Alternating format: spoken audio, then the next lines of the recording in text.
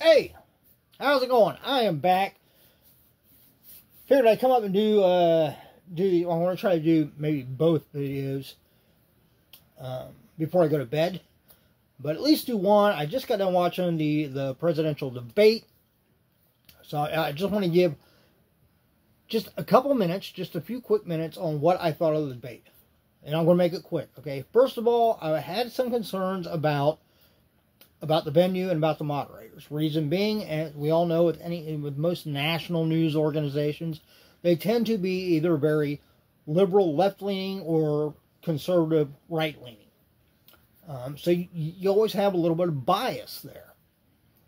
So personally, I think any debate you should have, for lack of a term, say both candidates or both sides represented. Okay, so it shouldn't be, the moderators shouldn't both be from one place. They should have, a more liberal moderator, a more conservative moderator, and I'd even go so far as to having a third one, a true independent. So have independents truly represented there in the moderators for the debate. But with that being said, with it being CNN and being Jack, what was his name? Jack Tapper, right? And Dana, I don't remember her last name. And then, everybody knows that, they tend to be more liberal and in particular, very anti-Trump, but maybe even kind of anti-Republican. And you get that on the other side too. You get people that are that way towards Democrats. So, both sides are at fault when it comes to that. But I was kind of worried that it's going to be kind of one-sided and things might be in favor of Joe Biden. And it shouldn't be that way. If you're going to have a debate, it should be, geared towards both of them the same way. So I would have to say with them, I was pleasantly surprised. I think they did a rather good job. I thought the questions were very reasonable. They addressed issues that are bugging a lot of people these days. And I did like the format. I liked how the candidates couldn't talk over each other, because that drives me freaking nuts, because then you can't make heads or tails of what anybody's saying. And that's the whole point of the debate, is so you can see, okay, well, who's making more sense to me? Who is touching on the issues that are important to me? You can't make that out if they're talking over each other the whole damn time. So, I like the format. I think it was good. Now, as far as personal performances, I think our current president, Joe Biden, he needed to really come out. He needed to come out strong, and he needed to really articulate himself fluently and clearly to reassure people that, he's got the cognitive ability needed for that office. And, I think, as well as since I watched a little bit of some of the kind of after debate, the news anchors and stuff talking about this, and people from both, the DNC and the RNC, and, it's kind of a mutual thing right now that the hubbub, the talk around the water cooler, if you will, is that he did not do that. It was not a very good performance on his part. So I think next debate, that's definitely something. If he wants to make things better, then he definitely needs to address that the next debate. Trump's side, I think there might have been a couple times when he started to get a little animated, which isn't always a bad thing, but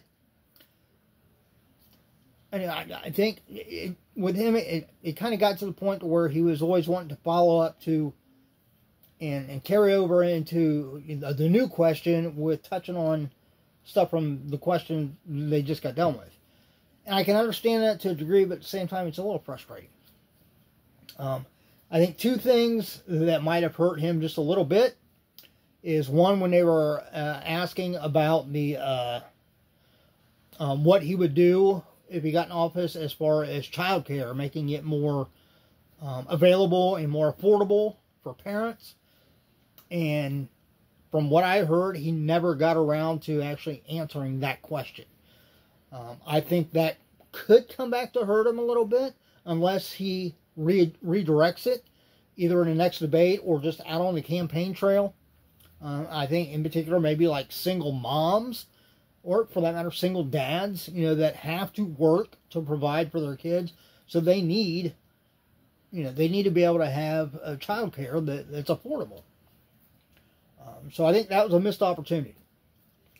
Second one is when they were asking, if at the end of the day or at the end of the election, would he accept the results regardless of who wins? It took him 3 times being asked that before he actually addressed it. Again, because he was trying to follow up on the previous question. I think that was a mistake. I think, in particular, with that question, I could see touching on, the question beforehand, or the previous question, just to follow up just a little bit, but then address that question a lot quicker than he did.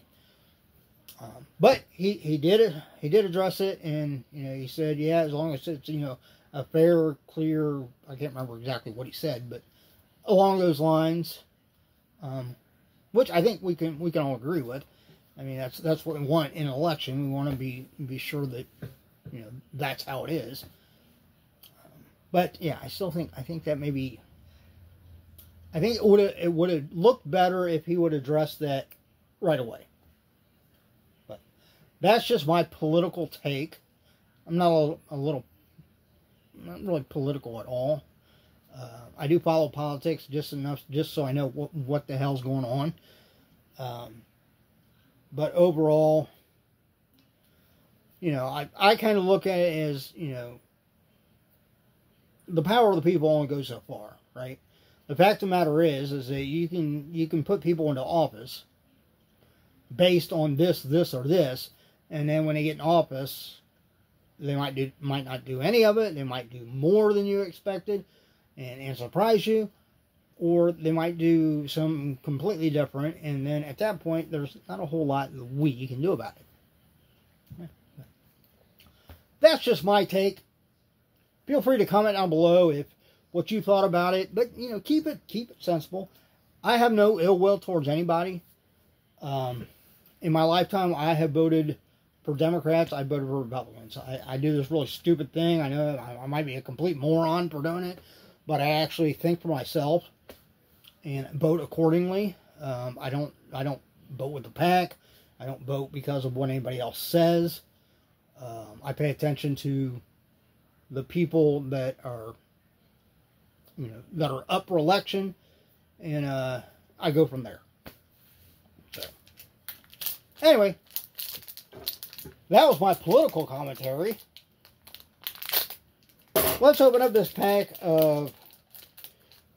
I said we were going to do the Prestige, but I kind of want to wait for I want to do the Prestige last because I really like the Prestige. So we'll do these. We will do these Donruss Basketball. And if you're still watching after my little political rant there, but that wasn't really a rant. Wasn't in favor of any one particular person. I don't tend to do that. If I want to give my take on something like that, I'm going to give my take on the whole thing as a whole. And I'm going to, call out the parties involved where I think they should be called out at. And I hope that's how it came across.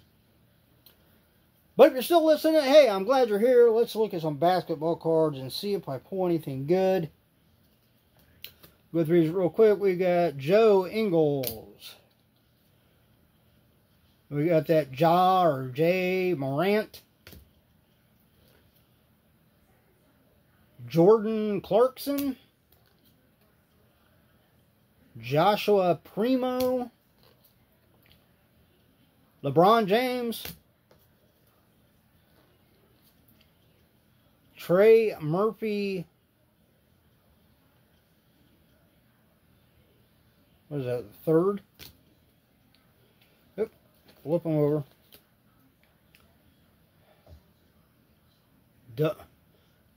Domantas Sabonis? Is that how you pronounce his name? Probably not. Kevin Herter. Josh Christopher. And this one's hard to read, that yellow. Mike Conley. See that when they put the white on the yellow? Hurts your eyes. Maybe it's just me. Keldon Johnson.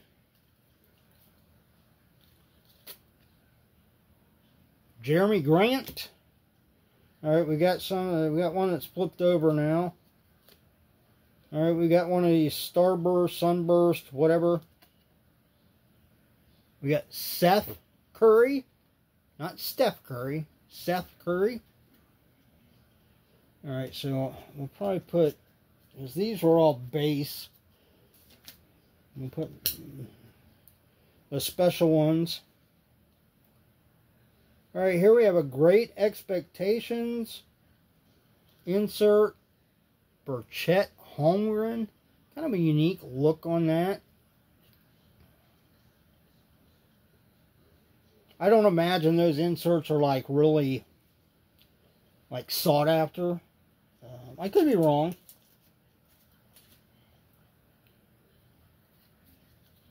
Comment down below if I'm wrong. We've got a complete players. We have Luka. I'm not even going to try to pronounce his last name because I know I will say it wrong. But that's probably a pretty good one. I know he's a sought-after player. Alright, now we're back into some more base, looks like. We got Jimmy Butler. Gary Trent Jr.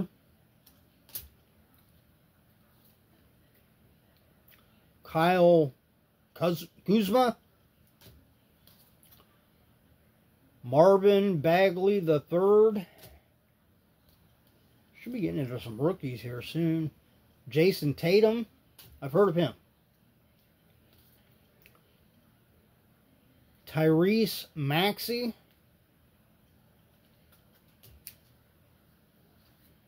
The way to do that, the silver foil on the front, sometimes on some of the colors, that's really hard to read too. Isaiah Jackson.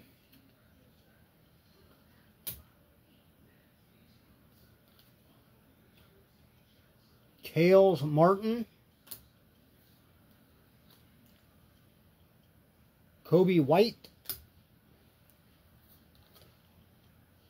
Jamal Murray.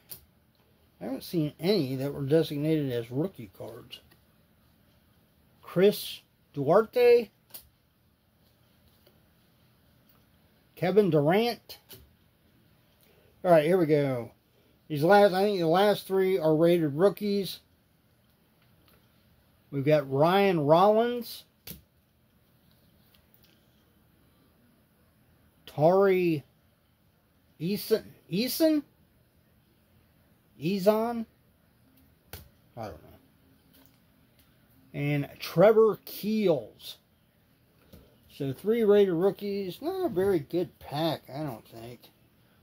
We got the one little like sunburst thing, starburst, whatever. We got the Luka and the 3 rated rookies. Yeah. Alright, well, that was it. So, kind of a mixed video there.